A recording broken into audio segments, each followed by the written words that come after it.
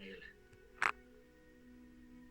We didn't really pick it up early enough to do anything with it at the time of the negotiations. You have to pick and choose which battles you want to fight. And I think at that time, fighting the Bill 40 was not the right time to do it. Because man made laws, man can change them, but you have to create an atmosphere in which that can address that issue. I didn't create it. The government of Quebec, through Premier Charest, created that, and I just seized that opportunity. I saw what he was doing and said, now is the time. Ensemble, nous avons pris l'engagement que notre projet serait un exemple de développement responsable. Le Plan Nord est un projet ambitieux pour le Québec. And we made it very clear from the outset that the Plan Nord was first about the people who live on the territory of the Plan Nord.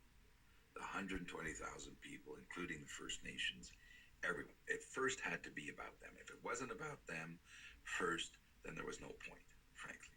And I think Jean Charest understood that without decree that there wasn't going to be any Plan Nord. So we took advantage of that situation, and we argued for a change. When I met with Charest, I told him that we need to change the governance structures of the territory. We have, since time immemorial, a relationship with that territory and its resources. We want to have a say in what happens in our own backyard.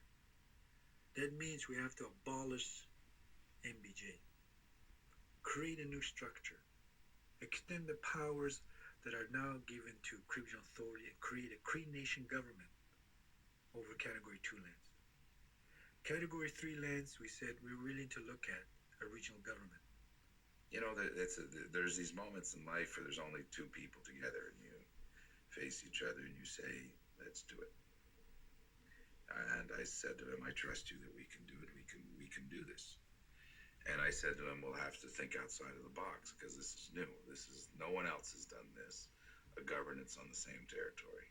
Jean Charest had a very clear view of what kind of an outcome he wanted.